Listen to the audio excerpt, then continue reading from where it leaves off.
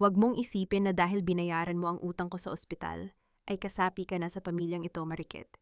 You are and will always be just a provincial girl who managed to cling to my son's name. Dahan-dahang napatigil ang mga kamay ni Marikit. Nakaluhod siya sa malamig na sahig na gawa sa mamahaling marmol ng pribadong silid ni Doña Consuelo.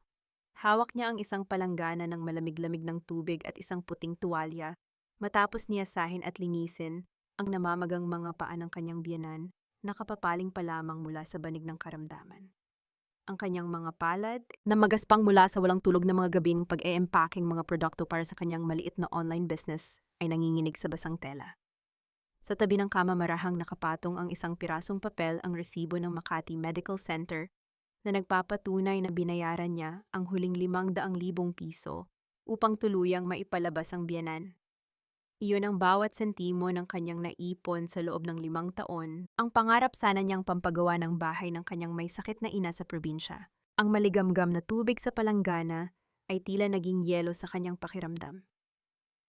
Piniga ni Marikit ang tuwaya ng napakahigpit hanggang sa mamuti ang kanyang mga kasukasuan at ang bawat patak ng tubig ay dahan-dahang bumalik sa lalagyan nang walang nililikhang ingay sa tahimik na silid.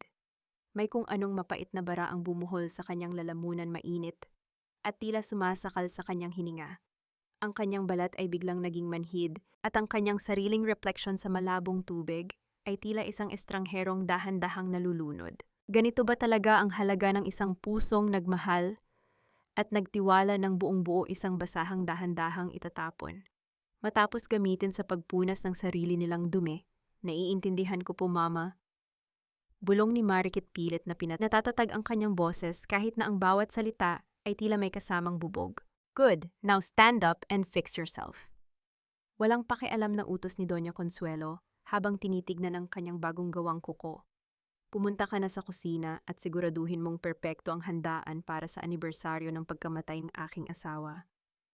Maraming malalaking tao ang darating ngayon. Ang mga mamamahayag ay naghihintay na sa labas at maging si Aling Choleng ay nag-aabang na para sa kanyang livestream. I don't want any cheap probinsyana mistakes tonight, do you hear me? Opo, Mama, ihahanda ko na po ang lahat, sagot ni Marikit habang dahan-dahang tumatayo. Yumuko siya ng bahagya upang magpakita ng paggalang bago binuhat ang palanggana at lumabas ng silid. Sa malawak at marangyang koridor ng mansyon, sumalubong sa kanya ang amoy ng mamahaling pabango at ang matamis na ngiti ng kanyang ate-atehan na si Bianca. Lumapit ito at marahang yinakap si Marikit sa magkabilang balikat. Oh my poor sister-in-law, mukhang pagod na pagod ka na. Lambing ni Bianca ngunit ang kanyang mga mata ay pilit na sumusuri sa mukha ni Marikit. Don't worry, I already talked to Mom. Sabi ko sa kanya, you did a great job paying her hospital bill. Sana naman ay mabawasan ang init ng ulo niya sa'yo. Here, uminom ka muna ng tubig. Iniabot ni Bianca ang isang baso ng malamig na tubig. Tinanggap ito ni Marikit nang may pasasalamat iniisip na sa gitna ng malamig na mansyong ito. Si Bianca ang tanging kakampi na nagbibigay sa kanya ng init. Salamat ate, medyo masama lang talaga ang pakiramdam ko pero kaya ko pa naman, sagot ni Marikit bago ininom ang tubig. You should rest after this handaan, okay? We really appreciate your help. Marikit, nakangiting sabi ni Bianca bago tinapik ang kanyang braso at naglakad patungo sa silid ni Doña Consuelo. Ngunit sa sandaling sumara ang mabigat na pinto ng silid ng matanda ang matamis na ngiti sa mukha ni Bianca, ay biglang napalitan ng isang malamig at mapang-asar na ngisi. Lumapit siya sa kanyang ina na ngayon ay nakaupo na sa harap ng salamin. Mom, did you sign the deed of transfer for the legacy properties? Tanong ni Bianca sa mahinang boses tila natatakot na may makarinig sa labas. Of course, Bianca Troyeta, sagot ni Doña Consuelo na may kasamang malupit na tawa. Ang lahat ng mga ari-arian sa Cavite at Batangas, nabaon sa utang at may mga nakabinbing kaso ng fraud, ay opisyal nang nakapangalan kay Marikit. Let that useless girl bear the bank foreclosure and the criminal charges. Bukas na bukas isusumite na ng bangko ang demanda laban sa kanya. Perfect bulong ni Bianca habang humihagikik. She signed the proxy papers last month nang sabihin nating para iyon sa medical insurance ng kanyang may sakit na ina sa Iloilo. Napakatanga talaga niya. She actually thinks we love her just because we let her arrange Dad's memorial today. Hayaan mo siyang mangarap, malamig na sabi ng matanda. She is just a probinsyana tool. Gagamitin natin siya upang isalba ang pangalan ng mga Salvador mula sa pagkakautang, at pagkatapos ay itatapon natin siya sa harap ng lahat mamayang gabi. The public will see her as a greedy daughter-in-law who embezzled our family's funds habang tayo naman ang magmumukhang mga biktima. Samantala sa loob ng mainit at abalang kusina, hindi mapakali ang kalooban ni Marikit habang tinutulungan ang mga tagapagluto. Ang tunog ng mga kubyertos na nag-uumpugan sa kusina ay tila mga babala ng isang paparating na digmaan na hindi niya nakikita. Ang usok mula sa malalaking kaldero ay nagpapakipot sa kanyang paningin at ang bawat tibok ng kanyang puso ay tila bumibilis sa bawat minutong lumilipas. Dahan-dahang lumapit sa kanya si Lola Amara, ang matandang Vunoy na nag-alaga sa asawa ni Marikit at tanging nakakaalam ng mga lihim ng yumaong si Don Alejandro. Hinawakan ng matanda ang malamig at nanginginig na kamay ni Marikit. Anak, mahinang bulong ni Lola Amara, ang kanyang mga mata ay puno ng pag-aalala habang nakatingin sa paligid. Mag-ingat ka ngayong gabi. May mga lobong nagbibihisto pa sa paligid mo na handang sumakmal sa iyo sa sandaling pumikit ka. Naalala mo ba ang iniwan sa iyo ng iyong biyenang lalaki? Napatitig si Marikit sa matanda. Naalala niya ang mga huling gabi bago pumanaw si Don Alejandro nang hawakan ng matanda ang kanyang kamay at sabihing, "Marikit, ikaw lang ang may malinis na puso na magpapatakbo ng aking pamana. Huwag mong hahayaang sirain ito ni Consuelo. Nasa iyo ang susi." "Opo, Lola, hindi ko po nakakalimutan," sagot ni Marikit habang dahan-dahang hinahaplos ang lumang kwintas na nakatago sa ilalim ng kanyang damit. "Mabuti, anak. Dahil ang bagyo ay hindi pa nagsisimula ngunit ang langit ay maitim na," bulong muli ng matanda bago dahan-dahang lumayo upang magpatuloy sa kanyang gawain. Palabas na sana si Marikit sa gilid ng kusina upang ihatid ang mga bulaklak sa bulwagan nang makarinig siya ng isang pamilyar na boses mula sa madilim na sulok ng koridor malapit sa likod bahay.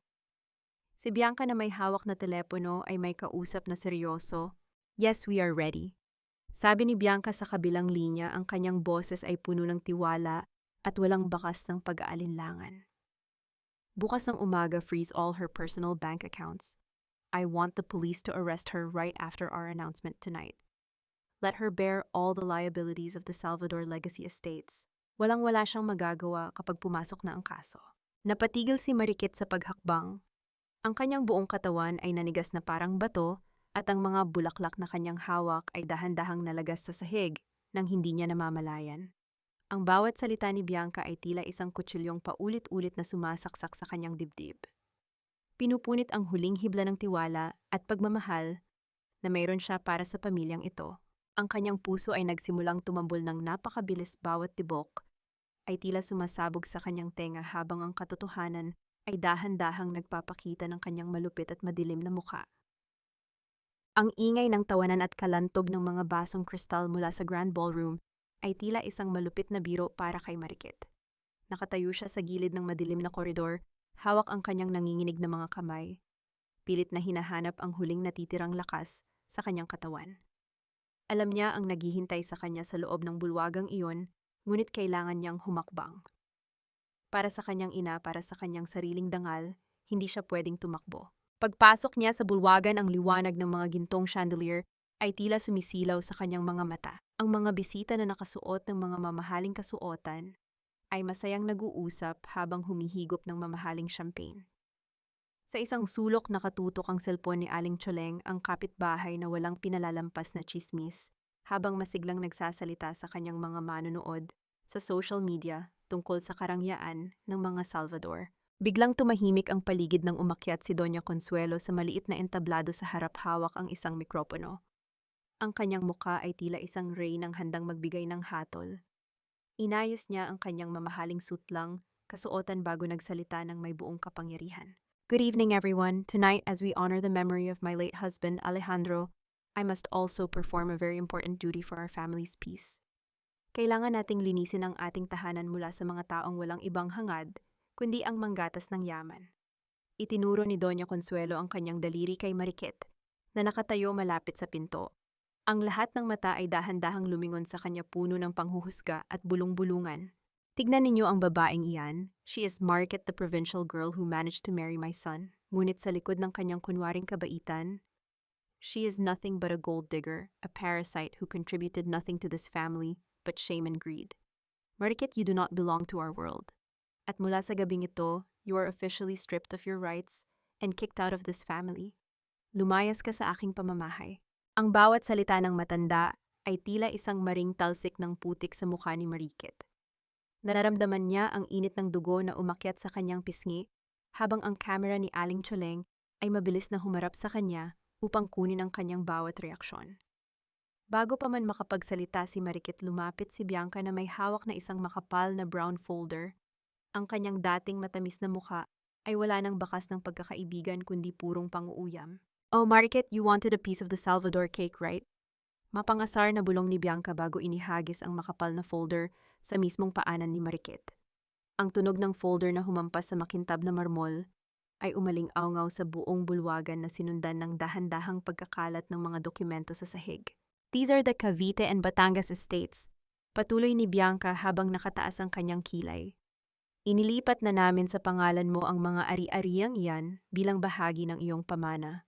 Take those papers, pack your cheap bags, and never show your face here again. Dahan-dahang lumuhod si Marikit sa sahig upang pulutin ang mga nagkalat na papeles. Sa bawat dokumentong kanyang binabasa ang kanyang puso ay tila dahan-dahang pinipiga ng isang malupit na kamay.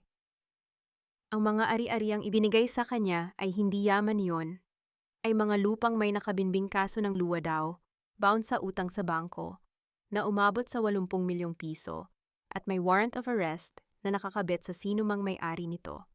Ang pirma na kanyang ibinigay noong nakaraang buwan na akala niya ay para sa medical na insurance ng kanyang ina ay ginamit upang gawin siyang solong may-ari ng mga nakamamatay na utang na ito. Ito ang double shock. Hindi lamang siya pinalayas ng walang kahit isang sentimo kundi ginawa pa siyang tagasalo ng lahat ng kasalanan at utang ng pamilya Salvador upang iligtas ang kanilang sariling pangalan. Narinig ni Marikit ang mahinang boses ni Aling Choleng na nagbubulong sa kanyang live video. Grabe mga kamarites, ang kapal pala ng mukha ng manugang na iyan, kinuha ang mga ari-arian ng kumpanya kahit na baon sa utang. Sa kabila ng matinding sakit na tila sumasakal sa kanyang hininga, walang kahit isang luha ang pumatak mula sa mga mata ni Marikit. Huminga siya ng malalim, dahan-dahang pinagsama-sama ang mga dokumento at tumayo ng tuwid. Ang kanyang likod ay tila naging bakal at ang kanyang mga mata ay nag-alab sa isang malamig, ngunit matalim na determinasyon. Naglakad siya ng dahan-dahan patungo sa entablado kung saan nakatayo si Doña Consuelo. Sinubukan siyang harangan ng 2 security guard, ngunit itinaas ng matanda ang kanyang kamay upang patigilin ang mga ito, nais na makita ang kanyang kondaw na lumuhod at magmakaawa. Ngunit hindi lumuhod si Marikit. Lumapit siya, kinuha ang nanginginig na kanang kamay ng biyenan at dahan-dahang inilapat ang kanyang noo rito upang gawin ang huling pagmamano. Isang huling pagpapakita ng respeto na tila isang malupit na sampal sa kawalan ng dangal ng matanda. Inilapit ni Marikit ang kanyang mukha sa tainga ni Doña Consuelo at bumulong sa isang napakalamig na boses. Salamat sa lahat, Mama. Babayaran ko ang utang na ito sa sarili kong paraan. Ngunit tandaan ninyo ang gabing ito, dahil darating ang araw na kayo naman ang luluhod sa harap ko, at sa oras na iyon, wala na akong kahit kaunting awa na natitira. Binitawan niya ang kamay ng matanda, hinarap ang buong bulwagan, nang may nakakabinging katahimikan at naglakad palabas ng mansyon, nang may nakataas na noo. Paglabas niya sa gate ng mansyon, sumalubong sa kanya ang malamig na hangin at ang malalaking patak ng ulan na tila nakikiramay sa kanyang pag-iisa. Ngunit bago pa man siya makahakbang palayo, isang lalaking naka-Amerikana ang humarang sa kanya. Mrs. Marikit Salvador, tanong ng lalaki, habang ipinapakita ang isang opisyal na ID ng bangko. I am from the legal department of Union Bank. Dahil ikaw na ang opisyal na may-ari ng Cavite Estate, may 24 na oras ka na lamang upang bayaran ang unang multa ng utang. Kung hindi isusumite na namin sa korte ang warrant of arrest para sa kasong estafa. Ang malamig na patak ng ulan ay tila mga karayom na tumutusok sa kanyang basang balat. Ngunit walang mas hihigit pa sa kirot ng mga salitang iniwan ng opisyal ng bangko. 24 na oras. 24 na oras bago siya tuluyang dakpin ng mga pulis dahil sa mga utang na hindi naman siya ang makinabang. Naglakad si Marikit sa madilim at madulas na kalye ng Maynila Dahan-dahang hinihila ang kanyang lumang maleta na tila ba bawat hakbang ay may nakakabit na mabigat na kadena. Ang kanyang mga daliri ay namamanhid na sa lamig ng hawakan ng maleta at ang kanyang basang buhok ay nakadikit sa kanyang maputlang pisngi. Mula sa madilim na sulok ng isang saradong tindahan, malapit sa dulo ng kalsada, isang figura ang dahan-dahang lumabas. Si Lola Amara na may basang plastik na takip sa ulo at nanginginig sa lamig ay mabilis na humawak sa basang braso ni Marikit. Anak Marikit, salamat sa Diyos at nahabol kita. Mahina ngunit mabilis na bulong ng matanda habang patingin-tingin sa likod, baka may sumusunod sa kanya mula sa mansyon. Lola Amara, bakit po kayo narito? Baka makita kayo ni na Mama at Bianca. Mas lalo kayong pahihirapan doon, nag-aalalang sabi ni Marikit. Habang pilit na pinapayungan ang matanda gamit ang kanyang sariling katawan. Huwag mo akong alalahanin, anak. Makinig ka sa akin ng mabuti, sabi ni Lola Amara habang hinahawakan ng mahigpit ang magkabilang kamay ni Marikit. Hindi ka iniwan ni Don Alejandro na walang sandata laban sa kasamaan ng kanyang pamilya. Ang totoong pamana, ang kapangyarihan upang ibagsak ang kasakiman ni Consuelo ay ligtas. Nakatago ito sa loob ng lumang Biblia ng pamilya na nasa silid-aklatan. Kailangan mong mahanap ang aklat na iyon, anak. Bantayan mo ang bawat berso na may sulat kamay ng Don. Ang Biblia po, ngunit paano ko po iyon makukuha ngayon? Pinalayas na nila ako, Lola. Tanong ni Marikit, ang kanyang tinig ay puno ng kalituhan. Hahanap ako ng paraan upang mailabas iyon, anak. Sa ngayon, lumayo ka muna rito. Magtago ka, sabi ng matanda nang makarinig ng tunog ng paparating na sasakyan sa malayo. Umalis ka na, anak, gabayan ka ng may kapal. Mabilis na bumalik si Lola Amara sa dilim bago pa man makita ng sinuman. Naiwang mag-isa si Marikit sa gitna ng rumasasang ulan, hawak ang kanyang maleta at ang bagong pag-asa na ibinigay ng matanda. Subalit ang pag-asang iyon ay agad na binalot ng takot nang ang dalawang malalakas na ilaw ng isang paparating na kotse ay tumama sa kanyang mukha. Isang mamahaling itim na sedan ang dahan-dahang huminto sa kanyang tabi. Bumukas ang pinto ng driver at isang matangkad na lalaki na may hawak na malaking itim na payong ang mabilis na bumaba at lumapit sa kanya. Si Attorney Mateo. Inilagay ni Mateo ang payong sa ibabaw ni Marikit upang isilong ito mula sa malakas na ulan. Ang kanyang mga mata na karaniwang malamig at profesional sa loob ng korte ay puno ngayon ng tila tunay na pag-aalala at lungkot. Marikit, what on earth are you doing here in the middle of the storm? Tanong ni Mateo, ang kanyang boses ay may halong pagmamadali habang hinahawakan ang malamig na braso ng babae. Get in the car, napakadelikado rito sa labas. Dahan-dahang umatras si Marikit, pinoprotektahan ang kanyang maleta. Attorney Mateo, bakit ka narito? Are you also here to hand me more lawsuits? Sinabi na ng bangko sa akin ang lahat. Kakasuhan niyo ba ako? No, Marikit, please listen to me. Mabilis na sagot ni Mateo. Hinawakan niya ang balikat ni Marikit upang patigilin ito sa pag-atras. I saw what they did to you inside that boardroom. It was barbaric and illegal. Wala akong kinalaman sa ginawa ni na Doña Consuelo at Bianca sa mga dokumentong iyon. You don't deserve to be treated like a criminal. Let me help you get justice. I know a safe place where you can stay and we can fight this case legally. Tinitigan ni Marikit ang mga mata ng abogado. Nagtatalo ang kanyang isip. Ang bawat bahagi ng kanyang pagkatao ay sumisigaw na huwag basta-basta magtiwala sa mga taong malapit sa pamilya Salvador.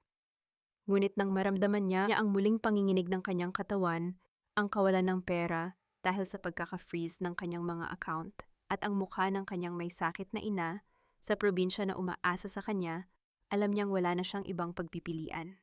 Kung makukulong siya bukas, sino ang bibili ng mga gamot ng kanyang ina? Sige po, Attorney Mateo. Mahinang bulong ni Marikit, habang dahan-dahang ibinababa ang kanyang pananggalang. Kakapit ako sa tulong mo, dahil wala na akong ibang matakbuhan ngayon. Isang tipid na ngiti ang sumilay sa mga labi ni Mateo.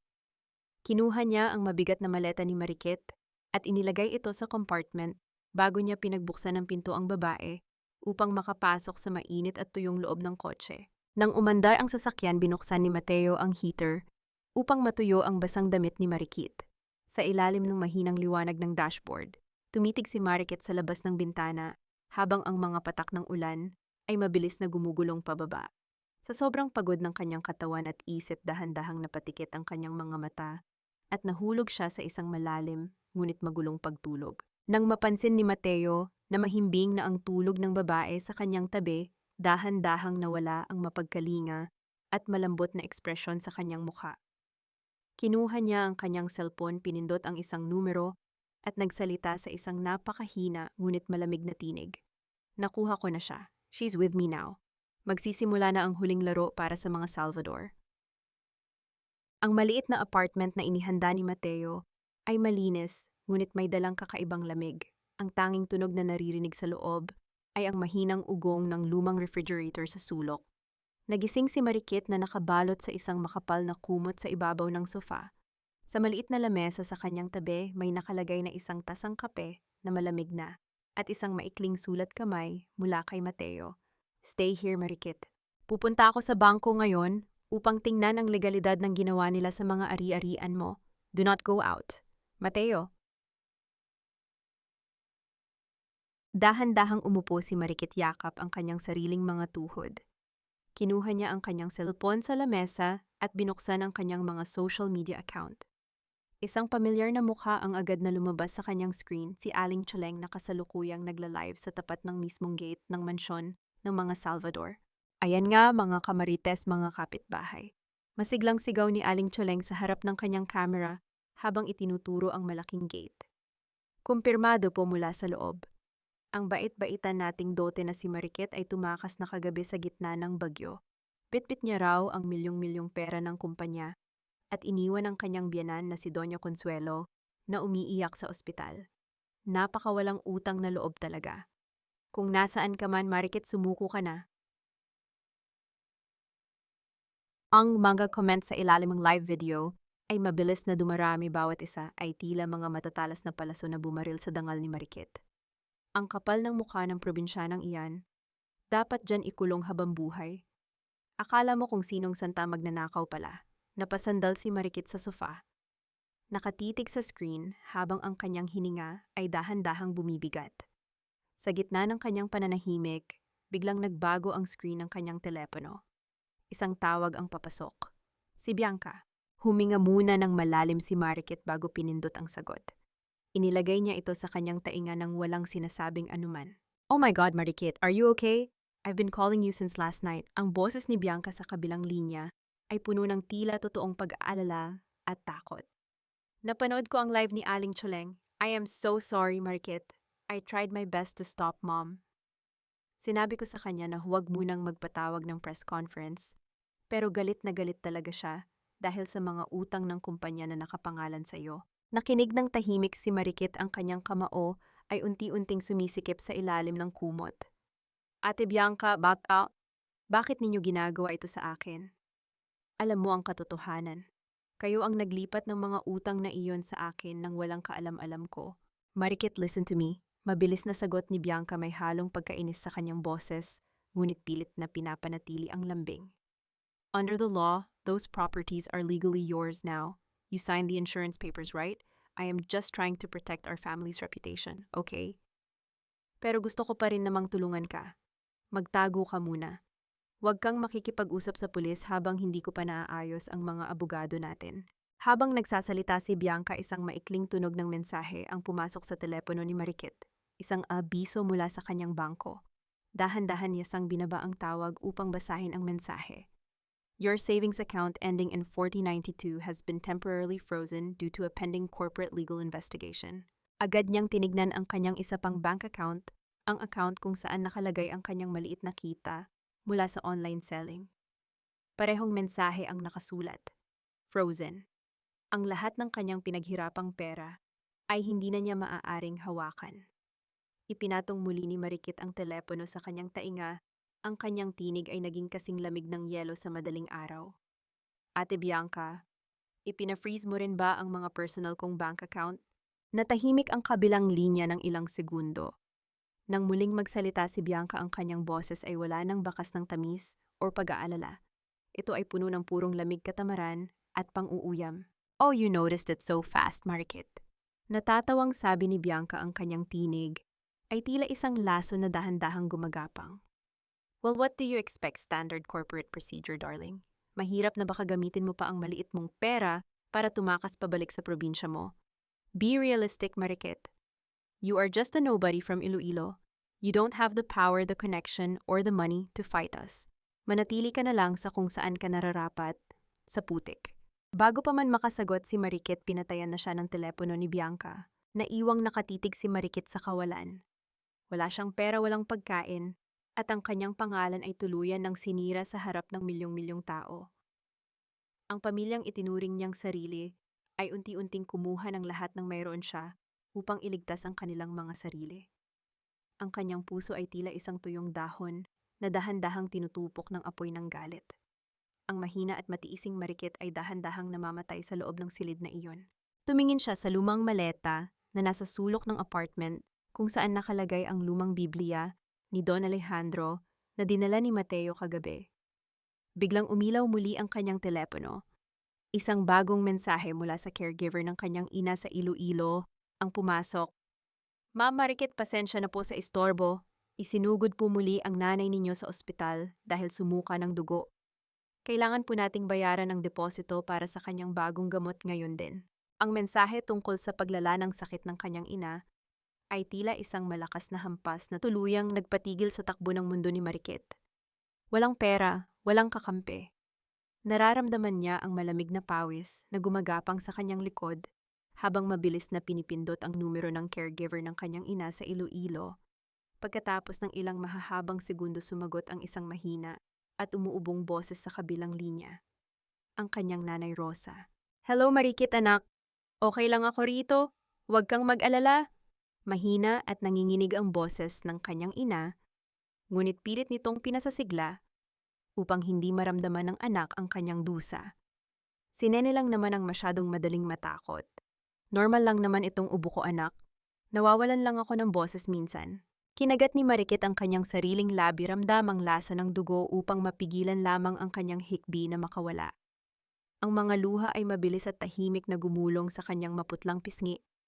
Habang nakatitig sa madilim na sulok ng apartment, nanay pilit na pinatigas ni Marikit ang kanyang boses, nagpanggap na masaya at walang problema sa Maynila.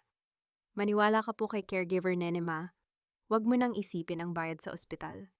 Napakalaki po ng kinikita ko rito ngayon sa aking online business. At may bago pa akong malaking proyekto na ibinigay ang mga Salvador sa akin. Ipapadala ko ang pera para sa deposito bukas na bukas din, ma. Magpalakas ka po, ha. Salamat, anak, bulong ng kanyang ina. May kasamang mahinang ubo na tila sumasakal dito. Napakabait talaga ng pamilya Salvador sa iyo. Lagi kitang ipinagdarasal na sana ay maging maayos ang pagsasama ninyo riyan. Proud na proud ako sa iyo, Marikit. Anggong mga salita ng kanyang ina ay tila mga patak ng asidong tumutunaw sa kanyang natitirang kahinaan.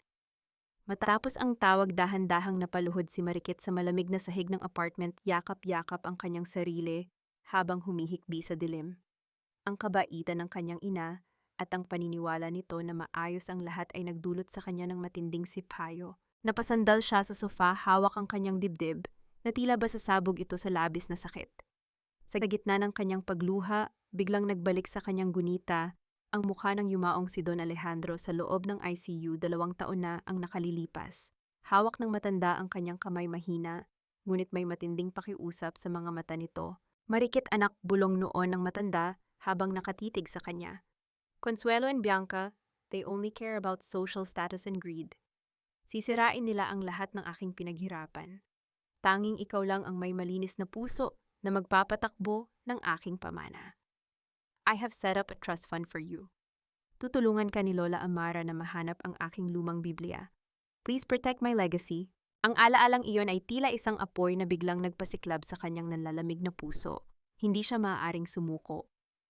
Hindi siya maaaring mamatay sa lungkot dito, habang ang kanyang ina ay nahihirapan sa probinsya at ang kanyang mga kaaway ay nagdiriwang sa kanilang mansyon. Dahan-dahang bumukas ang pinto ng apartment. Pumasok si Mateo na may hawak na isang paper bag na naglalaman ng mainit na pagkaing adobo.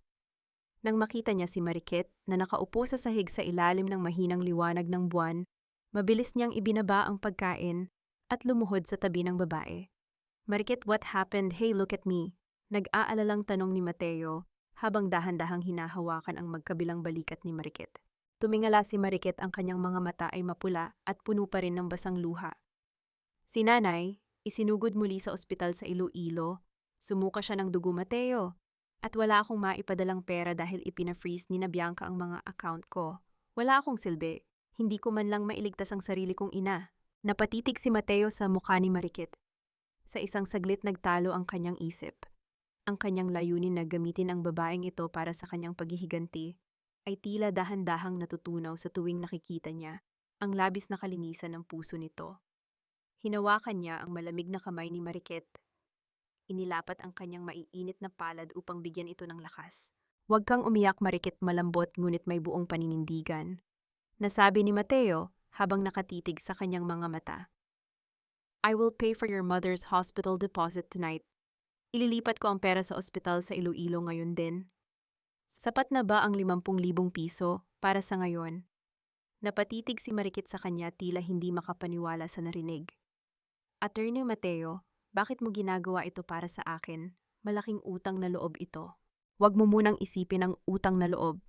Nakangiting sabi ni Mateo habang dahan-dahang pinupunasan ang luha sa pisngi ni Marikit gamit ang kanyang hinlalaki kilig.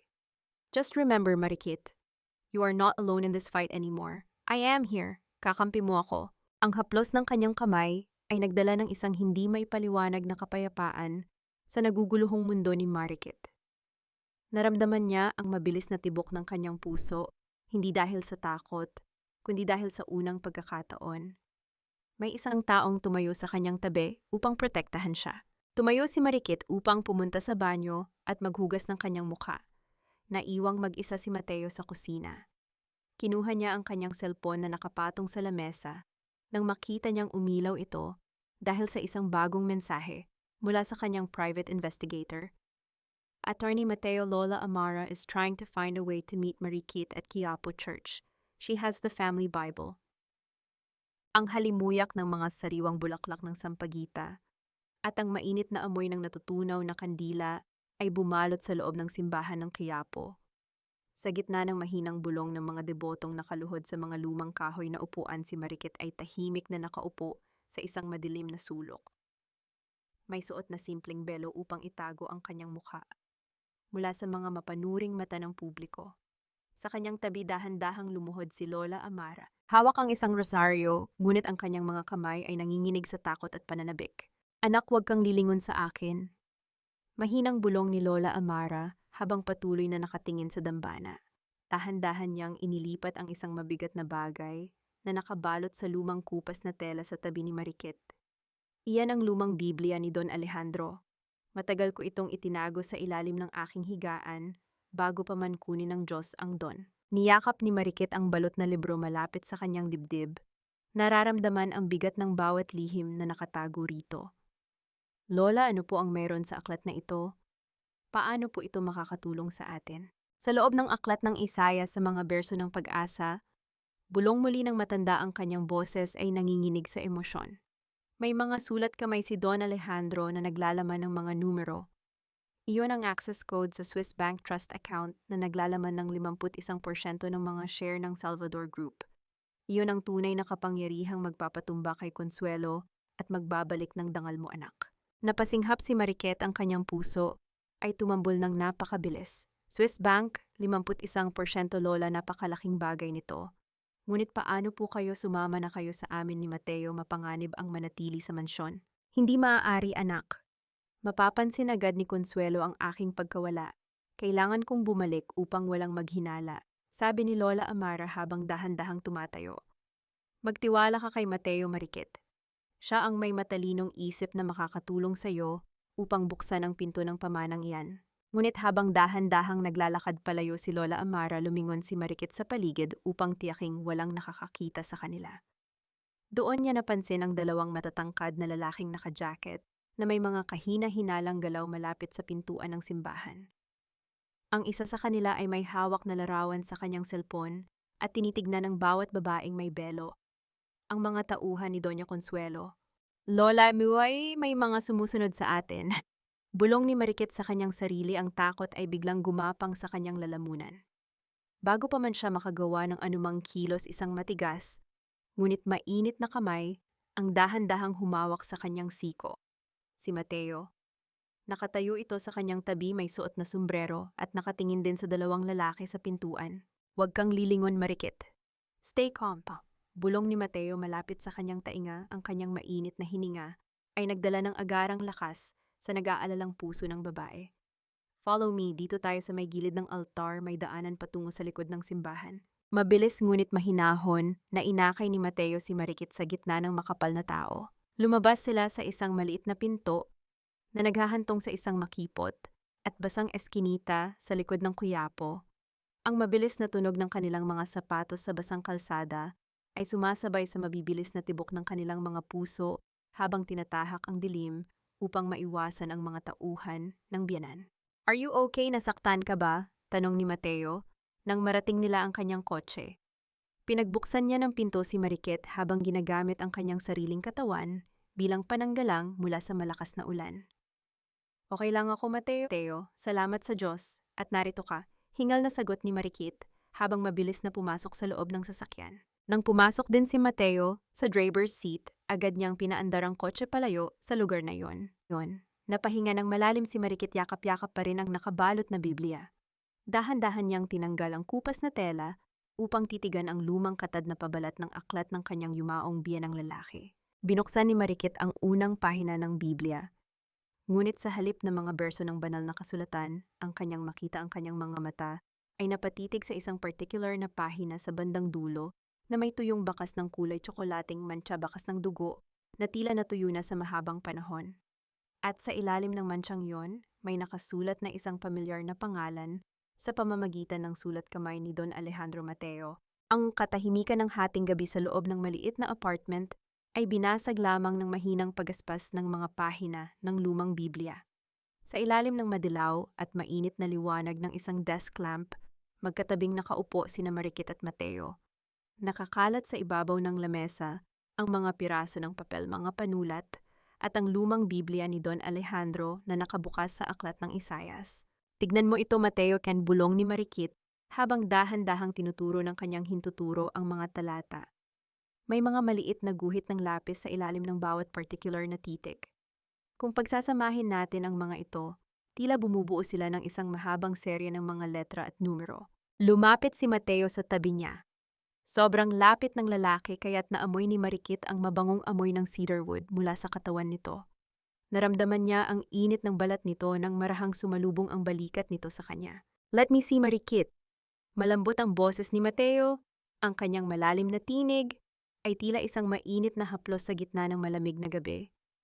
Lumapit pa ang kanyang mukha at habang tinuturo ang isinulat ni Marikit sa papel ang kanyang mga daliri, ay dahan-dahang dumampi sa nanginginig na kamay ng babae kilig. Naramdaman ni Marikit ang mabilis na kuryente na gumapang sa kanyang balat mula sa haplos na iyon. Napatingin siya sa mga mata ni Mateo na ngayon ay nakatitig din sa kanya ng may kakaibang lambot. Ang mga numerong ito, look at the prefix, bulong ni Mateo pilit na ibinabalik ang kanyang pansin sa papel. Kahit na ang kanyang mga mata ay nananatili sa mga labi ni Marikit. It's a Swiss private banking code. At ang mga letrang nakuha mo sa unahan, they spell out ALEJANDRO. Magpatuloy ka, Marikit, malapit na nating makuha ang buong code. Matapos ang isa pang oras ng tahimik at masusing pag-decode sa wakas, ay nabuo nila ang buong lihim na nakasulat sa pagitan ng mga banal na berso. Napasinghap si Marikit habang tinitignan ang huling pangungusap na kanyang isinulat sa kanyang notepad, Alejandro Salvador Trust Fund. Nahanap natin, Mateo, totoo nga ang sinabi ni Lola Amara. Nasasabik na bulong ni Marikit, ang kanyang mga mata ay nagniningning sa saya at pag-asa. Ang trust fund na ito ang may hawak ng 51% ng mga share ng Salvador Group. Big sabihin walang kapangyarihan si Doña Consuelo na ibenta o galawin ang kumpanya kung wala ang pahintulot ko bilang tagapamahala ng pamanang ito. Yes, Marikit. You are now legally the most powerful person in the Salvador Group. Nakangiting tugon ni Mateo, ngunit may kung anong lungkot na dumaan sa kanyang mga mata habang nakatitig sa masayang mukha ng babae. Napansin ni Marikit ang biglang pagbabago ng aura ng abogado. May problema ba, Mateo? Bakit tila malungkot ka? Hindi ka ba masaya na may paraan na tayo upang malinis ang pangalan ko? Naiwas ng tingin si Mateo, dahan-dahang ikinalas ang kanyang kamay mula sa ibabaw ng lamesa at lihim na ikinalom ang kanyang kamao sa ilalim ng mesa. Paano niya sasabihin sa babaeng ito na ang pamanang hawak nito ay ang mismong bagay na nais niyang sirain upang maghiganti para sa kanyang ama? Paano niya sasabihin na ang bawat tulong na ibinibigay niya ngayon ay bahagi lamang ng kanyang sariling bitag? No, nothing, Marikit. Napagod lang siguro ako sa trabaho. Pilit ang ngiting sagot ni Mateo habang tumatayo upang kumuha ng tubig. I am just so glad we found it. You can finally take back your dignity. Salamat, Mateo. Masayang sabi ni Marikit habang dahan-dahang inilalagay ang mga decoded na papel sa loob ng folder. Kung wala ka, baka nasa loob na ako ng kulungan ngayon. I really owe you my life. Hindi sumagot si Mateo. Humarap siya sa bintana, pinapanood ang sariling refleksyon sa madilim na salamin habang ang kanyang puso ay unti-unting pinupunit ng konsensya. Gusto niyang sabihin ang totoo, ngunit ang anino ng kanyang pumanaw na ama ay patuloy na sumisigaw sa kanyang isip ng paghihiganti. Nang mapansin niyang dahan-dahang nakatulog si Marikit sa kanyang upuan dahil sa labis na pagod, tahimik na lumapit si Mateo sa lamesa. Kinuha niya ang kanyang cellphone, dahan-dahang kinunan ng larawan ang mga decoded Swiss bank account coordinates at ipinadala ito sa kanyang lihim na contact na may kasamang maikling mensahe. I have the coordinates now. Prepare the fraudulent transfer documents. Ilagay ang lahat ng pirma ni Marikit sa mga illegal na transaksyon. Ang malamig na hangin ng madaling araw ay marahang humahampas sa balkonahe ng apartment habang mag-isang nakatayo si Mateo. Sa gitna ng dahan-dahang paggising ng lungsod ng Maynila, pinapanood niya ang manipis na usok mula sa kanyang sigarilyo na mabilis na nililipad ng hangin bago tuluyang maglaho sa madilim na asul na kalangitan. Tila bumalik ang kanyang gunita 20 taon na ang nakalilipas sa loob ng isang madilim at maalikabok na silid sa kanilang lumang bahay sa probinsya. Naalala niya ang kanyang ama na si Arturo na nakaupo sa harap ng isang tumpok ng mga papeles ng pagkalugi, umiiyak ng walang tunog habang hawak ang kanyang ulo. Ang kanyang ama ay nagtiwala ng buong-buo kay Don Alejandro Salvador. Sila ay matalik na magkaibigan at magkasosyo sa negosyo, ngunit sa isang gabi, kinuha ng Don ang lahat ng kanilang ari-arian at mga patento sa pamamagitan ng panlilinlang at iniwan si Arturo na baon sa milyong-milyong utang. Naalala ni Mateo ang malamig na umaga nang mahanap niya ang katawan ng kanyang ama na nakabitin sa loob ng silid-aklatan. Ang huling sulat na iniwan nito ay patuloy na umuukit sa kanyang isip. Patawarin mo ako, Mateo. Binigyan ko ng tiwala ang isang demonyo. Ipaghiganti mo ang ating pangalan. Dahan-dahang kinuha ni Mateo ang kanyang lumang pitaka at inilabas ang isang kupas at gasgas na larawan. Larawan iyon ng kanyang ama na karga-karga siya noong siya ay bata pa, kapwa sila masaya at tumatawa ng walang anumang inaalala sa mundo. Malapit na papa, malapit na nilang maranasan kung paano mawalan ng lahat. Bulong ni Mateo, ang kanyang boses ay nanginginig sa pagitan ng matinding puot at lumang sakit.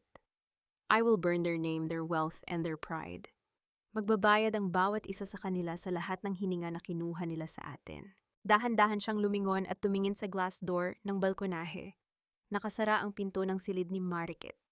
Naalala ni Mateo ang mukha ng babae kanina habang natutulog, napakalinis, napakapayapa at walang kaalam-alam sa dumi ng mundong ginagalawan nito. Si Marikit ay biktima rin ng mga Salvador. Ginamit ito, pinahirapan at itinapon sa putik matapos ibigay ang lahat ng kanyang naipon. Inosente ka, Marikit. Pero ikaw ang piniling tagapagmana ni Don Alejandro, bulong ni Mateo sa kanyang sarili habang dahan-dahang ikinalom ang kanyang kamao hanggang sa mabaon ang kanyang mga kuko sa kanyang palad. If I don't use you, the Salvadors will escape. Ikaw ang susi upang pabagsakin si Consuelo at ang kumpanyang pumatay sa aking ama. Patawarin mo ako, ngunit kailangan kong tapusin ang laban na ito. Ang kanyang puso ay nakaramdam ng isang matalim at pisikal na kirot, isang pakiramdam ng konsensya na matagal na niya sang itinago sa ilalim ng kanyang galit. Subalit mabilis niyang inalis ang kahinaang iyon. Ang awa ay isang karangyaan na hindi niya kayang bayaran sa mga oras na ito. Pumasok siya sa loob ng silid, kinuha ang folder na naglalaman ng mga peking dokumento ng transaction at pinirmahan ang kanyang pangalan bilang notary public. Pinatutunayan ng dokumentong iyon na si Marikit Salvador ang nag-aproba sa illegal na paglilipat ng 50 milyong piso mula sa pundo ng Salvador Group patungo sa isang offshore shell company. Sa pamamagitan ng papel na ito, makukulong si Marikit at tuluyang guguho ang buong kumpanya ng mga Salvador. Habang nakatitig si Mateo sa kanyang sariling pirma, biglang umalingaw-ngaw ang tunog ng pag-ring ng kanyang cellphone. Isang tawag mula kay Bianca. "Attorney Mateo, nasaan ka na?" Tanong ni Bianca sa kabilang linya. Ang kanyang boses ay puno ng pagmamadali at panggigipit. "Siguraduhin mong nakakulong na ang probinsyanang iyan bago matapos ang linggong ito. I just talked to Mom and we need to finalize the transfer of the Swiss accounts immediately." Ang maliit na pansamantalang tanggapan sa gilid ng kalsada ay puno ng amoy ng lumang papel at murang kape. Sa ibabaw ng lamesang kahoy, si Marikit ay abalang-abala sa pag-ayos ng mga batas sa pananalapi at mga dokumento ng trust fund na kanilang na-decode kagabi. Sa kanyang tabi, tahimik na nakatayo si Mateo, pinapanood ang bawat galaw ng babae habang dahan-dahang gumagabay rito.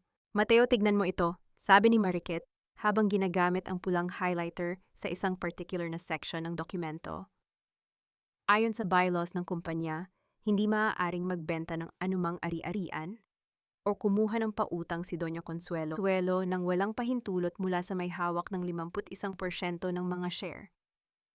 Kung ipakikita natin ito sa mga shareholder bukas, mapatutunayan natin na ilegal ang lahat ng ginawa nilang paglipat ng utang sa akin. "Tama ka, Marikit. Napakatalino mo." Nakangiting sagot ni Mateo habang dahan-dahang inaayos ang mga folder. Ngunit sa likod ng kanyang ngiti, alam niyang ang bawat legal na depensang inihahanda ni Marikit ay mawawala ng silbi sa sandaling ilabas niya ang kanyang sariling mga dokumento. "We just need to present this tomorrow at the meeting. Lahat ng katotohanan ay pabor sa'yo." Mula sa labas ng bintana ng opisina, narinig nila ang malakas at pamilyar na boses ni Aling Choleng na naglalakad sa kalsada habang nakatutok ang kanyang cellphone sa isang selfie stick. Lumapit si Marikit sa bintana at dahan-dahang hinawi ang kurtina upang sumilip. "Ayan nga mga kamarites, mga kapitbahay." Masiglang sigaw ni Aling Choleng habang itinuturo ang lumang gusali kung nasaan sila. "Nasa tapat tayo ngayon ng isang abandonadong opisina rito sa Maynila. Sabi ng aking mga mapagkakatiwalaang sources, dito raw nagtatago ang ating magnanakaw na dote habang nagpapakasasa sa pera ng kumpanya Salvador. Kasama pa raw ang isang mamahaling abogado na binabayaran niya gamit ang ninakaw na pundo. Napakagarapal talaga." Naramdaman ni Marikit ang panunuyo ng kanyang lalamunan habang pinapanood ang paninira ng kapitbahay. Hindi ba sila napapagod sa paggawa ng kwento, Mateo? Ang buong bansa ay galit na sa akin dahil sa mga maling balitang iyan. Lumapit si Mateo sa kanyang likod at marahang ipinatong ang kanyang kamay sa kanyang balikat upang bigyan siya ng lakas. "Don't let them get into your head, Marikit. Ang katotohanan ay ipinaglalaban sa loob ng boardroom, hindi sa social media. Hayaan mo lang siya." Biglang umilaw ang telepono ni Marikit sa ibabaw ng lamesa. Isang bagong mensahe mula kay Bianca. "Marikit, let's talk. Galit pa rin si Mom pero gusto ko sanang magkaayos na kayo. Please come to the emergency stockholders meeting tomorrow at 10 a.m. We can resolve all the debt issues peacefully without the police. I promise I will help you." Ipinakita ni Marikit ang mensahe kay Mateo. "Tignan mo, Mateo, Bianca wants a peaceful talk. Siguro ay nalaman nilang hindi sila mananalo kapag iniharap natin ang tunay na depormal na pamana ni Don Alejandro." Isang lihim na ang sumilay sa mga labi ni Mateo. Lahat ay nagaganap ayon sa kanyang plano. "You should definitely go, Marikit. It is the perfect opportunity to show them the trust fund documents. I will be there with you as your legal counsel." "Salamat, Mateo. Sana talaga ay matapos na ang lahat ng ito bukas." Buntong hininga ni Marikit habang nakatitig sa papalubog na araw sa labas. "Gusto ko nang umuwi sa Iloilo at mamuhay ng tahimik kasama ang aking ina. Ayaw ko na sa gulo ng Maynila." Napatitig si Mateo sa kanyang mukha, nakaramdam ng matinding kirot sa kanyang dibdib, ngunit pilit niyang pinatigas ang kanyang kalooban. "Yes, Marikit, tomorrow everything will be over." Samantala sa loob ng mansyon Salvador, si Lola Amara ay abalang naglilinis ng silid nang marinig niya ang lihim na pag-uusap nina Doña Consuelo at Bianca sa kabilang kwarto tungkol kay Mateo. Don't worry, Mom, natatawang sabi ni Bianca. Attorney Mateo is doing our dirty work. Hinding-hindi malalaman ni Marikit na si Mateo ay ang anak ni Arturo, ang kaaway na sinira ni Dad noong araw. Gagamitin niya si Marikit upang pabagsakin ang kumpanya at pagkatapos ay idadamay niya ito sa kulungan. Nanlaki ang mga mata ni Lola Amara sa matinding takot. Mabilis siyang tumakbo patungo sa kanyang maliit na silid at kinuha ang kanyang lumang cellphone. Mabilis niyang dinalial ang numero ni Marikit. Subalit sa loob ng lumang opisina kung nasaan si Marikit ang signal ay napakahina dahil sa makapal na pader na semento. Ang telepono ni Marikit ay patuloy lamang na nagring ngunit hindi sumasagot o kaya naman ay nagpapakita ng busy signal dahil sa mahinang koneksyon. Salamat sa Diyos, sumagot ka sana, Marikit. Hindi mo alam kung sino ang kasama mo, umiiyak na bulong ni Lola Amara habang patuloy na pinipindot ang tawag. Ngunit huli na ang lahat. Habang naghahanda si Marikit ng kanyang isusuot, para sa kinabukasan, naiwan ni Mateo ang kanyang briefcase na bahagyang nakabukas sa ibabaw ng lamesa. Sa loob nito nakalagay ang isang pulang folder na may nakasulat na embezzlement proof. Marikit Salvador, isang bitag na nakalat na sa kanyang paanan handang sumakmal sa kanya sa darating na umaga. Ang katahimikan sa loob ng apartment habang wala si Mateo upang bumili ng gamot ay tila isang mabigat na kumot na sumasakal kay Marikit. Nakaupo siya sa harap ng lamesa, sinusuri ang mga batas sa pananalapi nang mapagtantong nawawala ang kanyang ballpen.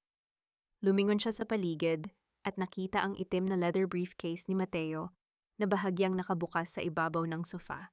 Lumapit si Marikit at dahan-dahang binuksan ang briefcase upang maghanap ng panulat. Subalit nang maabot ng kanyang mga daliri ang ilalim ng bag, may nahawakan siyang isang makapal at lihim na folder na kulay pula. Sa ibabaw nito may nakasulat na isang label sa pamamagitan ng malalaking titik embezzlement proof, Marikit Salvador. Napakunot ang noo ni Marikit. Dahan-dahan niya sang inilabas ang folder at binuksan ito sa ilalim ng liwanag ng desk lamp. Sa unang pahina nakita niya ang mga bank transfer authorization na may nakasulat na pangalan niya kasama ang kanyang pirma na huwad, ngunit perpektong ginaya. Nakasulat doon na naglipat siya ng 50 milyong piso mula sa pundo ng Salvador Group patungo sa isang lihim na account sa ibang bansa na nakapangalan sa kanya. Sa ilalim ng mga peking dokumentong iyon, may isa pang folder na naglalaman ng mga lumang clipping ng balita. 20 taon na ang nakalilipas tungkol sa pagpapakamatay ng isang negosyante Arturo Santillan, nagpakamatay matapos malugi dahil sa Salvador Group. At sa pinakahuling pahina nakita ni Marikit ang isang personal na tala na isinulat ni Mateo sa kanyang journal. Marikit Salvador is the chosen heir of Don Alejandro. Gagamitin ko siya upang makuha ang mga code ng Swiss Trust. At pagkatapos ay ilalabas ko ang mga papeles ng embezzlement sa mga pulis. Ang mga Salvador ay guguho at siya ang haharap sa kulungan.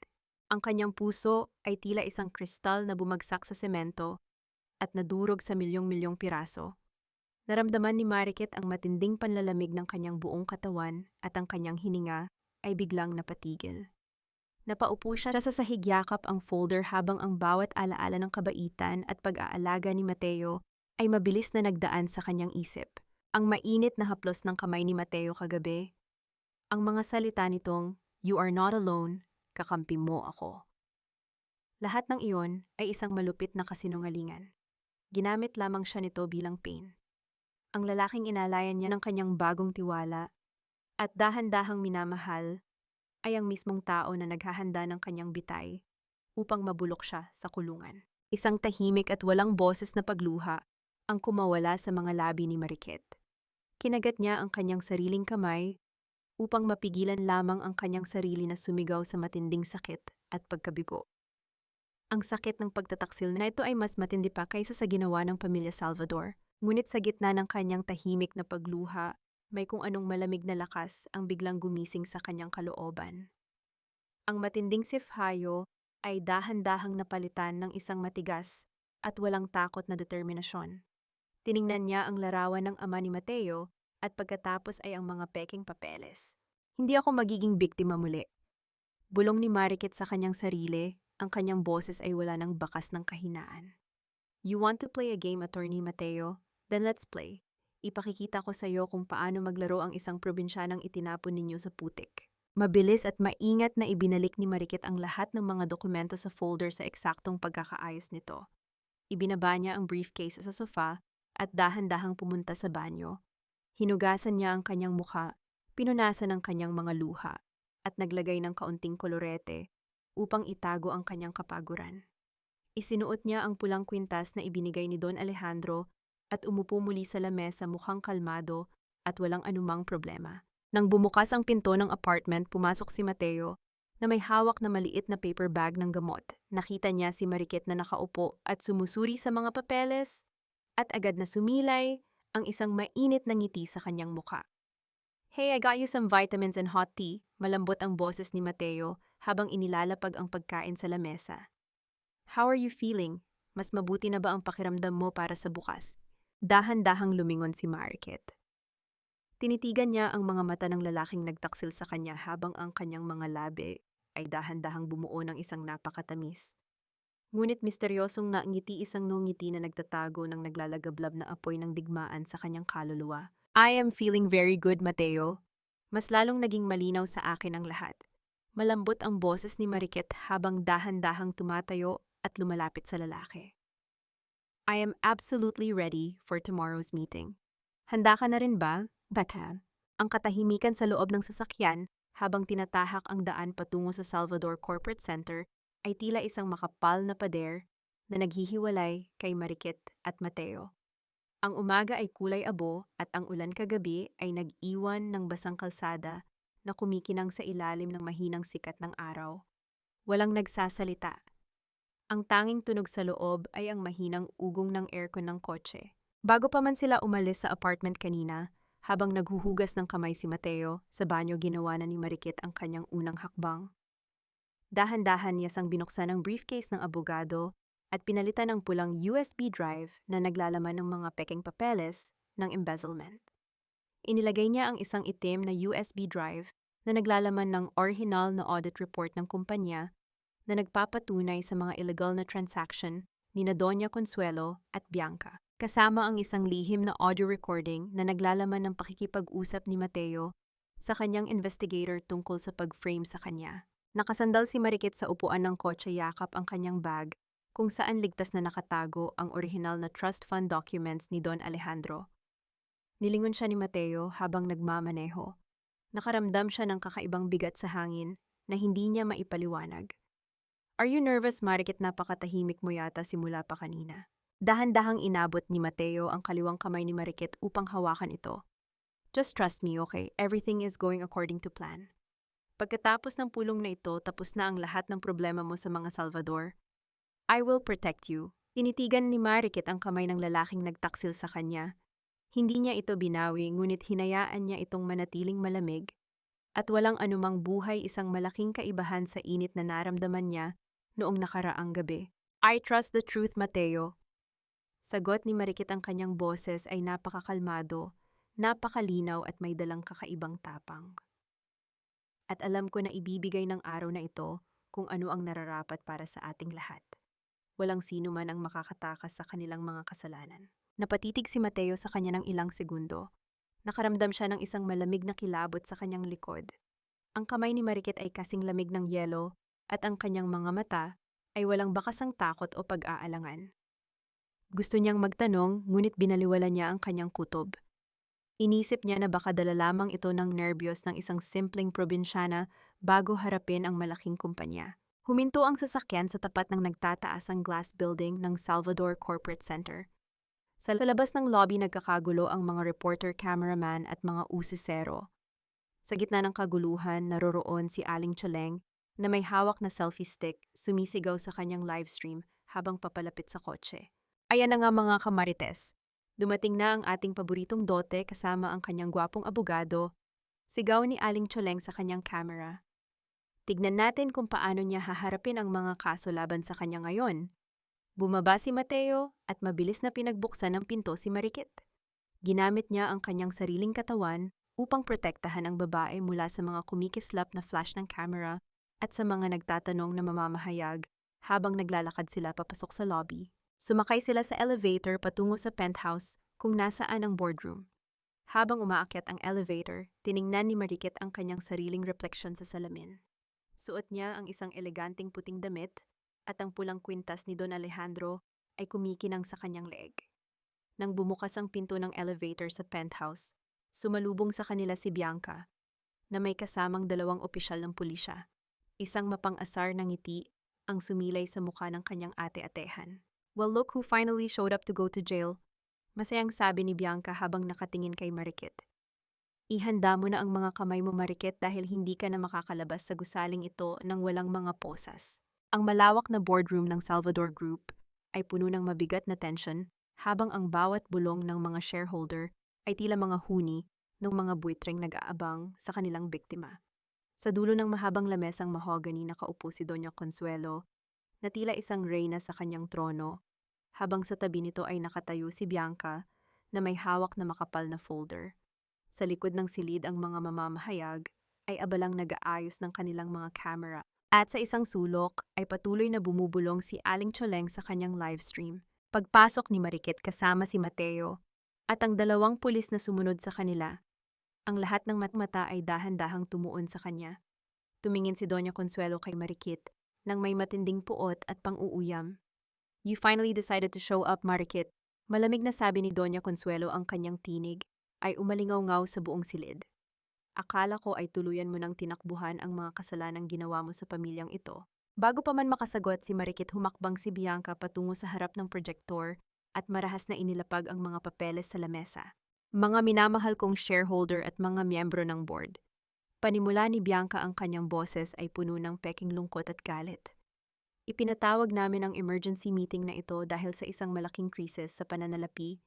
Ang taong pinagkatiwalaan ng aming pamilya, ang aking biyenang dote na si Marikit, ay nagnakaw ng 50 milyong piso mula sa pundo ng ating kumpanya.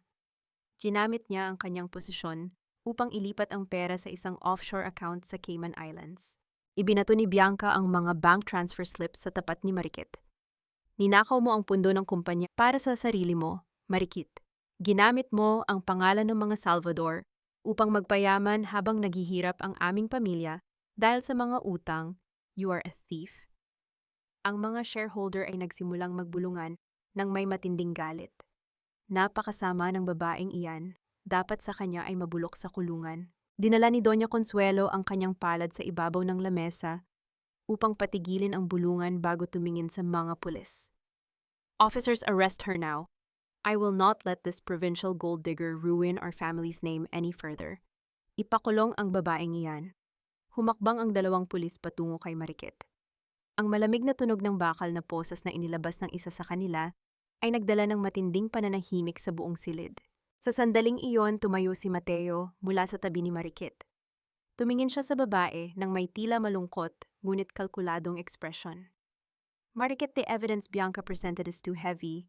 Bilang abogado mo, kailangan kong sabihin sa iyo na sumunod ka na lang sa mga pulis. Ang mga transfer documents na iniharap nila ay may pirma at authorization mo. Mahihirapan tayong ipaglaban ito."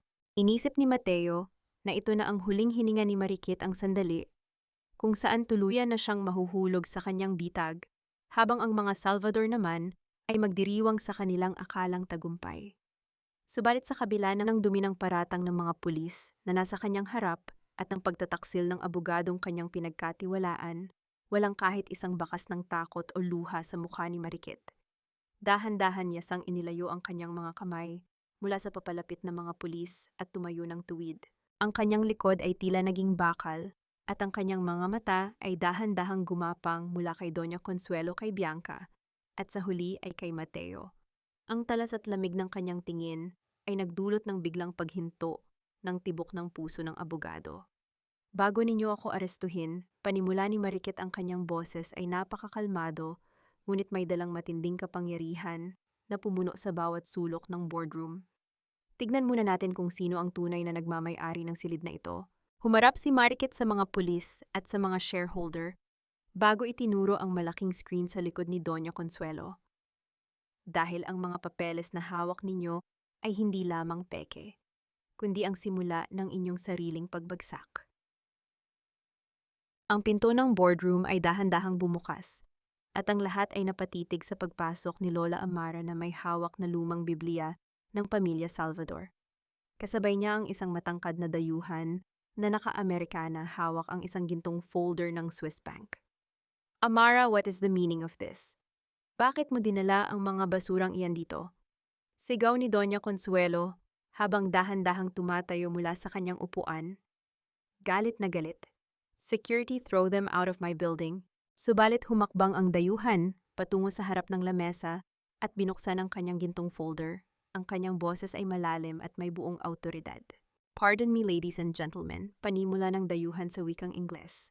I am Hans Weber, Senior Legal Director of the Swiss Trust Authority. Under the Irrevocable Testament and Trust Deed registered under Don Alejandro Salvador, we are here to officially announce that the Alejandro Salvador Trust, which holds 51% of the total voting shares of the Salvador Group, is owned entirely and solely by its legal trustee, Mrs. Mariquit Salvador. Ang buong silid ay napuno ng malalakas na singhap. Ang mga shareholder ay napatingin kay Mariquit ng may matinding gulat at hindi makapaniwalang mga mata. Si Mateo ay napatitig din sa kanya, ang kanyang buong katawan ay nanigas habang ang kanyang isip ay dahan-dahang napagtatanto ang kanyang pagkatalo. At ngayon, malamig at matatag ang boses ni Mariquit habang isinusaksak ang itim na USB drive sa console ng boardroom. Ngayong alam niyo na kung sino ang tunay na nagpapatakbo ng kumpanyang ito, tignan naman natin ang tunay na audit report. Umilaw ang malaking screen sa likod ni Doña Consuelo.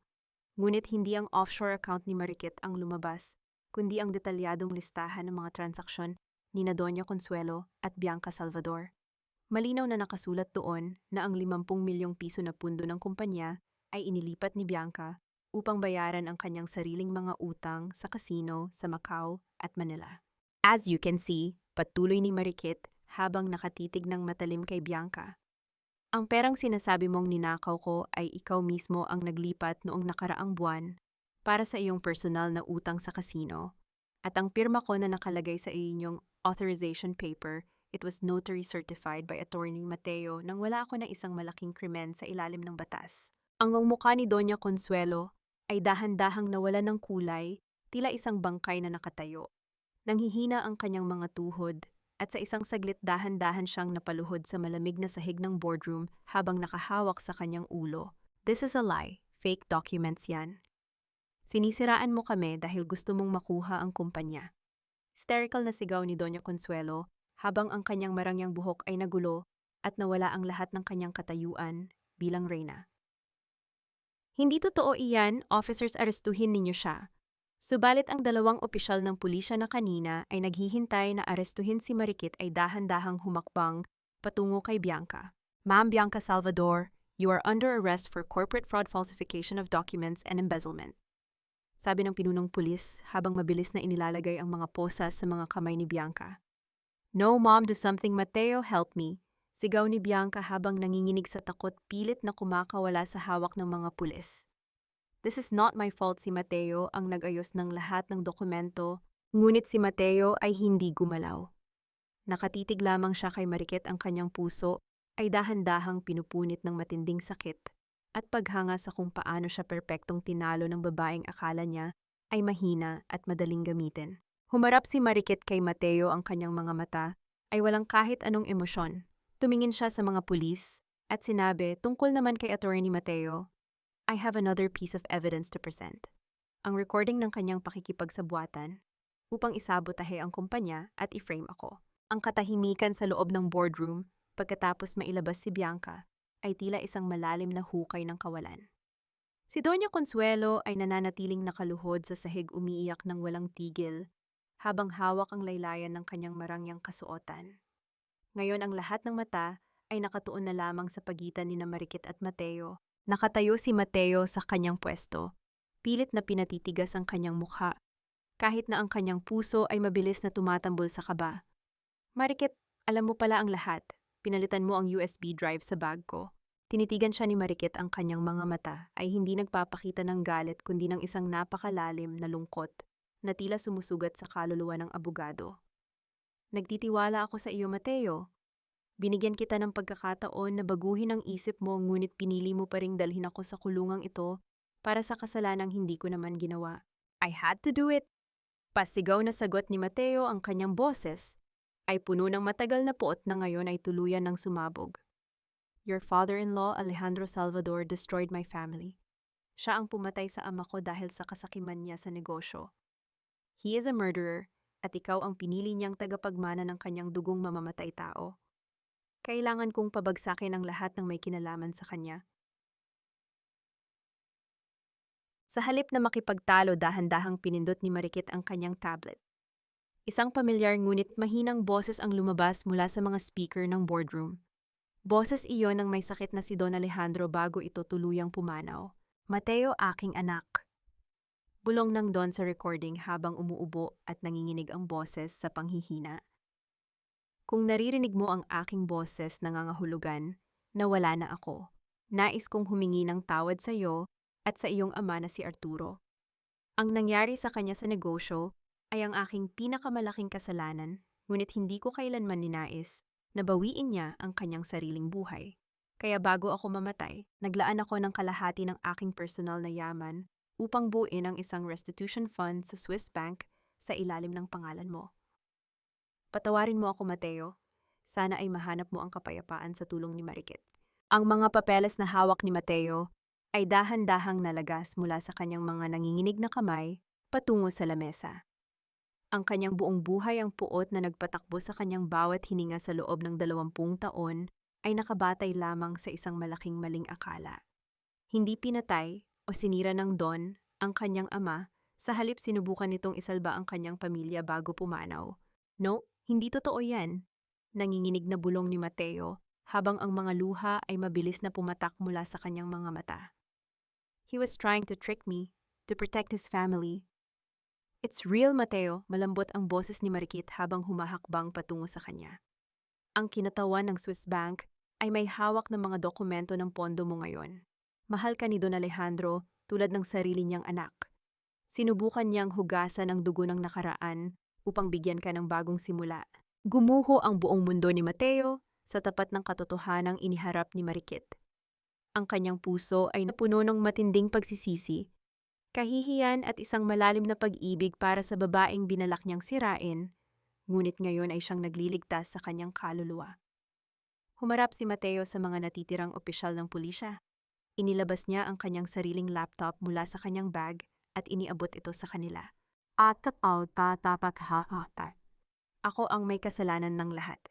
Malakas at malinaw ang boses ni Mateo, nakatitig sa mga shareholder at sa camera ni Aling Choleng.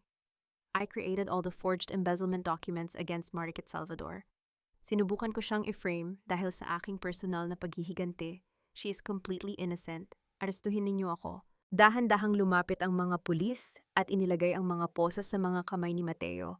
Hindi siya lumaban. Tumingin siya kay Marikit, ang kanyang mga mata ay nagpapakita ng isang matinding pakiusap ng kapatawaran. Humakbang si Marikit ng mas malapit. Itinaas niya ang kanyang kamay at dahan-dahang hinaplos ang basang pisngi ni Mateo. Ang kanyang mainit na palad ay nagdala ng isang tahimik, ngunit makapangyarihang pagpapatawad sa pagitan nilang dalawa kilig. Magpakalakas ka po, Mateo, mahinang bulong ni Marikit habang nakatitig ng diretso sa kanyang mga mata. Hihintayin ko ang araw ng iyong paglaya. Isang tipid na ngiti ang sumilay sa mukha ni Mateo habang may isang huling luha na pumatak sa kanyang pisngi bago siya dahan-dahang inakay ng mga pulis palabas ng boardroom. Ang marangyang silid ng Pangulo sa tuktok ng Salvador Corporate Center ay wala ng kapangyarihan upang makuha ang puso ni Marikit. Nakaupo siya sa harap ng malawak na lamesa, hawak ang huling piraso ng dokumento na maglilipat ng pamamahala ng kumpanya Salvador. Lola Amara, nakangiting sabi ni Marikit. Habang formal na iniabot ang panulat sa matanda na ngayon ay nakaupo bilang honorary board member. Inililipat ko na sa iyo at sa mga mapagkakatiwalaang board trustees ang pamamahala sa araw-araw na operasyon ng Salvador Group. Ang pundo mula sa aking trust fund ay sapat na upang matiyak ang kaligtasan at kalusugan ng aking ina sa Iloilo. Iyan lang ang tanging hangad ko. Anak, basag ang boses ni Lola Amara habang hinahawakan ang mga kamay ni Marikit. Napakalawak ng iyong kalooban. Binigyan mo ng katarungan ang pangalan ni Don Alejandro, ngunit pinili mo pa ring iwanan ang lahat ng karangyaang ito. Ang tunay na kapayapaan ay hindi nabibili ng kumpanyang ito, Lola. Bulong ni Marikit nang may malambot ng ngiti. Mas masaya ako sa simpleng buhay. Habang nag-aayos siya ng kanyang mga gamit, umilaw ang kanyang cellphone. Isang bagong livestream notification ang pumasok mula kay Aling Choleng. Ngunit sa pagkakataong ito, ang mukha ng kapitbahay ay wala ng bakas ng kayabangan, kundi purong kahihiyan at pagsisisi. Gakamarites mga kapitbahay. Pilit ang ngiti ni Aling Choleng habang nakatitig sa kanyang camera. Nais ko pong kuhanin ang pagkakataong ito upang humingi ng taos-pusong paghingi ng tawad kay Mrs. Marikit Salvador. Nagkamali po ako sa mga binalita ko noong nakaraan. Siya po ay isang mabuting tao, isang biktima na nagtiis para sa pamilyang walang utang na loob. Patawarin mo ako, Marikit. Tawarin na pangiti ng banayad si Marikit bago pinatay ang kanyang screen. Ang katotohanan ay tuluyan ng nagpalaya sa kanyang pangalan mula sa putik ng Maynila. Sa telebisyon sa dingding ng opisina, lumabas ang isang balita mula sa korteng hinatulan na ng Pasig Regional Court, sina Doña Consuelo Salvador at ang kanyang anak na si Bianca, ng 12 taong pagkabilanggo dahil sa malaking kaso ng corporate fraud, falsification of documents, and tax evasion. Ipinakita sa screen si Doña Consuelo na nakasuot ng dilaw na damit bilanggo, umiiyak habang tinatakpan ang kanyang mukha mula sa mga kamera, habang si Bianca naman ay nakatitig sa sahil ng may matinding kahihiyan. Ang gulong ng arma ay tuluyan ng umikot, at ang 2 taong nagtapon kay Marikit sa putik ay sila ngayon ang nakalubog sa dumi ng kanilang sariling mga kasalanan. Bumalik si Marikit sa kanyang maliit na apartment upang iempake ang kanyang mga damit. Ngunit sa pagkakataong ito, ang kanyang mga kamay ay hindi na nanginginig. Ang kanyang puso ay magaan at ang kanyang bawat hininga ay puno ng kalayaan. Ang maletang kanyang hawak ay hindi na ang lumang maleta ng mga luha at dusa noong gabing pinalayas siya, kundi isang maleta ng kanyang sariling tagumpay at kapayapaan. Sumakay si Marikit sa eroplano patungong Iloilo. Pagbaba niya sa kanyang probinsya, sumalubong sa kanya ang amoy ng asin at sariwang hangin mula sa dalampasigan. Ang tunog ng mga alon na humahampas sa baybayin ay tila isang malambot na awit ng pagsalubong sa kanyang pag-uwi. Naglakad siya patungo sa kanilang maliit, ngunit malinis na bahay sa gilid ng dagat. At doon sa tapat ng pintuan ay nakatayo ang kanyang nanay Rosa, mukhang malusog malakas at may hawak na basket ng mga sariwang bulaklak ng sampagita. Nanay, sigaw ni Marikit, ang kanyang boses ay napuno ng matinding galit ng saya habang mabilis na tumatakbo patungo sa kanyang ina. Marikit, aking anak. Umiiyak na sumalubong ang kanyang ina at niyakap siya ng napakahigpit. Salamat sa Diyos at nakauwi ka na. Tapos na ang iyong paghihirap sa Maynila, anak ko. Narito ka na sa iyong tahanan. Ibinaba ni Marikit ang kanyang maleta at isinubsob ang kanyang mukha sa balikat ng kanyang ina, hinahayaan ang kanyang mga luha ng dalisay na kaligayahan na dumaloy ng walang katapusan. Sa wakas, ang probinsyanang binalak nilang sirain ay nakauwi na ng may korona ng tunay na katarungan at kapayapaan sa kanyang puso. Ang gintong liwanag ng paglubog ng araw sa Iloilo ay dahan-dahang gumuhit ng kapayapaan sa tahimik na dalampasigan. 2 taon na ang mabilis na lumipas simula ng talikuran ni Marikit ang ingay at dumi ng Maynila upang bumalik sa kanyang pinagmulan. Sa bawat haplos ng banayad na hangin sa kanyang mukha, nararamdaman niya ang ganap na kalayaan ng kanyang kaluluwa. Marikit, anak ko, tawag ng kanyang nanay Rosa mula sa beranda ng kanilang bahay habang may hawak na isang pirasong papel. May dumating na sulat para sa iyo mula sa Maynila. Galing daw sa New Bilibid Prison. Dahan-dahang lumapit si Marikit at tinanggap ang liham ng may banayad na ngiti. Umupo siya sa lumang tumba-tumba sa tabi ng kanyang ina at dahan-dahang binuksan ang sobre. Sulat kamay iyon ni Mateo, maayos at malinaw ang bawat titik. Dear Marikit, panimula ng liham ni Mateo sa kanyang isip habang binabasa ito. Sana ay nasa mabuti kayong kalagayan ng iyong ina sa Iloilo. 2 taon na ang nakalipas, ngunit ang bawat araw ko rito sa loob ng pitan ay ginagawa upang baguhin ang aking buhay. Nagtuturo ako ngayon ng basic legal rights sa mga kapwa ko preso, sinusubukang gumawa ng mabuti upang makabawi sa aking mga pagkakamali. Ayon sa aking case officer, maaari na akong lumabas sa susunod na buwan dahil sa good behavior at sa tulong legal na ibinigay mo sa akin. I don't ask for your love, Marikit. Ang kapatawaran na ibinigay mo sa akin nung gabing iyon ay isang himala na hindi ko kailanman nararapatan. Thank you for saving me from my own darkness. Napangiti si Marikit habang may isang tahimik na luha ng saya na dahan-dahang gumulong sa kanyang pisngi. Itinalon niya ang sulat malapit sa kanyang puso, nararamdaman ang matamis na tibok ng kapatawaran. Nagpatawad na ba siya? Opo. Ang pagpapatawad-patawad ay hindi nangangahulugan na tama ang ginawa ng kanyang mga kaaway kundi ang pagpapasya na huwag nang dalhin ang lason ng galit sa kanyang sariling puso. Pinatawad na niya si Mateo dahil nakita niya ang tunay na pagsisisi nito.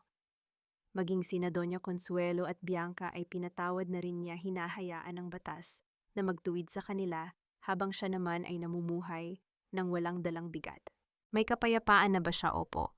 Ang tunay na kapayapaan ay hindi kailanman nahanap sa karangyaan ng mga Salvador o sa kapangyarihan sa Maynila. Nahanap niya ito sa bawat ngiti ng kanyang malakas na ina, sa tunog ng mga alon at sa malinis na budhi na kanyang iningatan sa gitna ng bawat pagsubok. Sino ang nagpadala ng sulat, anak? Tanong ng kanyang ina habang dahan-dahang hinahaplos ang kanyang buhok. Si Mateo po, nanay.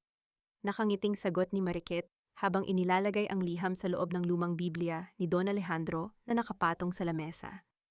Malapit na raw siyang lumabas, nagbago na po ang kanyang puso. Salamat sa Diyos, anak. Ang bawat tao ay nararapat sa isang bagong simula kapag natutunan nilang magsisi, bulong ng kanyang ina ng may malalim na pag-unawa. Tumingin si Marikit sa malawak na dagat kung saan ang araw ay tuluyan nang lumubog, nag-iiwan ng mga bituin na dahan-dahang kumikinang sa langit. Ito ang huling aral na nais niyang iwanan sa bawat taong nakikinig sa kanyang kwento.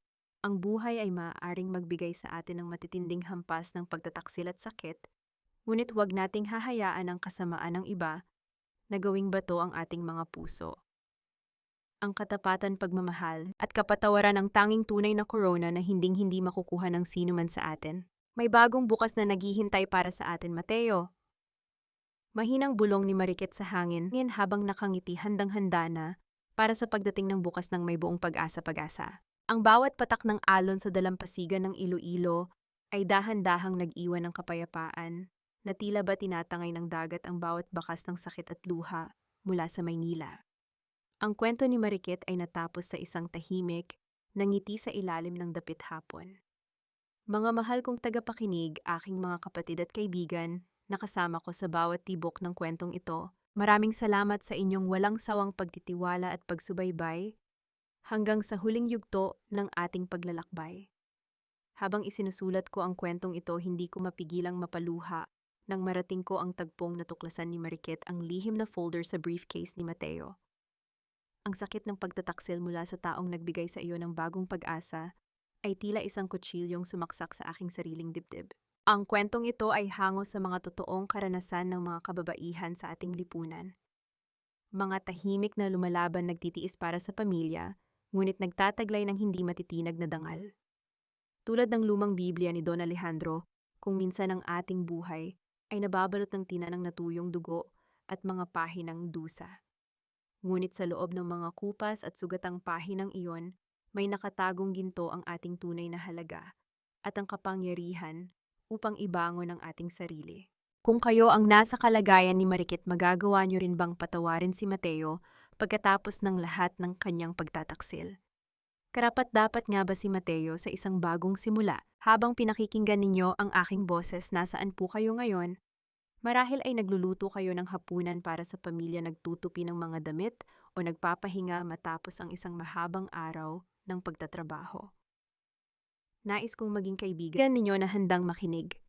Ibahagi ninyo ang inyong kwento sa comment section sa ibaba. Dahil dito ang inyong boses ay mahalaga at laging may nakikinig. Huwag niyo rin pong kalimutang i-like at i-share ang ating video upang mas marami pa tayong pusong mapalakas at mapagaling. Ipinapanalangin ko ang inyong kaligtasan, kapayapaan ng isip at ang lakas upang harapin ang bawat bagyo ng buhay ng may nakataas na noo. Manatili kayong matatag, aking mga reyna. Pamagat ng kwento ang pamana ng katapatan at pagpapatawad. Paunawa, ang lahat ng mga karakter at sitwasyon sa kwentong ito ay katang-isip lamang nilikha para sa layuning libangan at upang maghatid ng positibong mensahe.